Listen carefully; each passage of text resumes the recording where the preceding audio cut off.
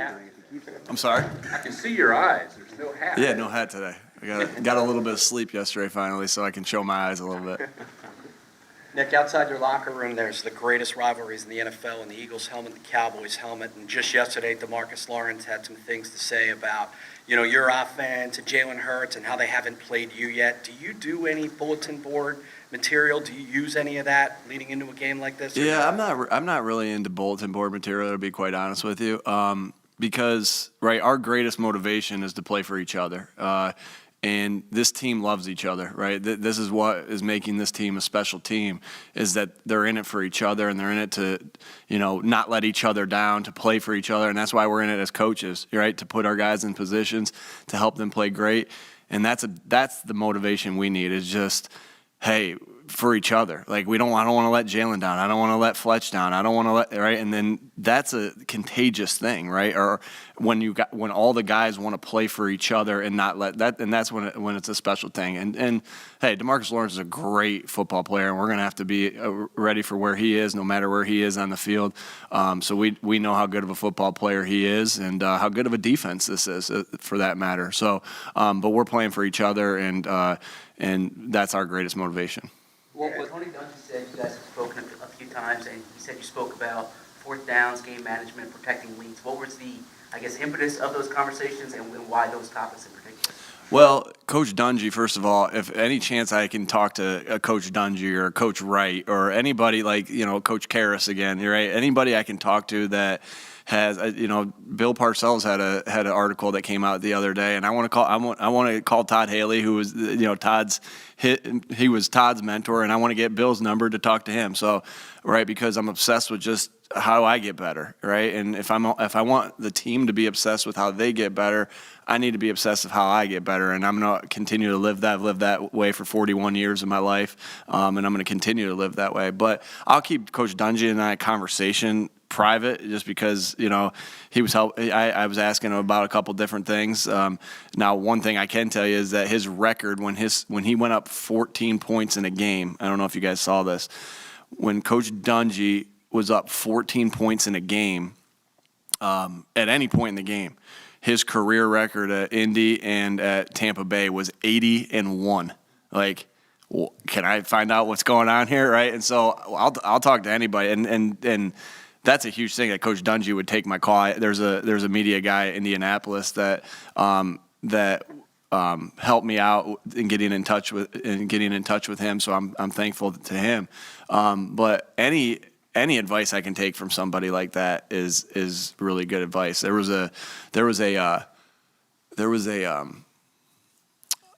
swimming team where I was in Carmel, Indiana. And it was Carmel High School. They had won like 35 state championships in a row, like boys, 35. It was something insane like that. And then you guys can check my math on that. But right before, I was really set on talking to him, right, and finding out what his secret was too. But then COVID hit, and we weren't able to get together on that. But I'm looking for any way I can get better at all times. You've had a few 14-0 leads this season that maybe you haven't executed after that. What have you found to be the biggest reason why, at least especially this past Sunday? 14-point leads that we blew. Well, you didn't. I mean, this is the only one that you gave up that you got caught. But the other ones, I guess you felt like in the second half. Maybe Yeah. Again, those are things that I think that competitive advantage to give any of that out. And but we're constantly working on, like, that's why I'm calling Coach Dungy. What's his secret, right? And studying different things like that. So, I definitely feel like we've made strides now. Did that reflect that? We were up 14-0 in the last game, and we won by 3. Did it reflect it in the last game? No, but not every game's going to play out the same. So, again, just working to make sure that we protect our 14-point leads when we get them. What was the messaging to the team this week, Nick? I'm going to keep that. I'm going to keep that one in house this week, just of what we talked about, sometimes it's appropriate to share my opinion. Sometimes it's appropriate to share with you guys and share with the fans, and sometimes it's appropriate to keep in house. And I just think that this one's appropriate to keep in house. How do you think they're handling being 5-0, being the only undefeated team, as far as the bullseye, the pressure, and all that? I think they're handling it great because what do I think of when you handle it great is that you're preparing and practicing the same way when you're 5-0 as when you're 0-0 or 2-5 or whatever it is.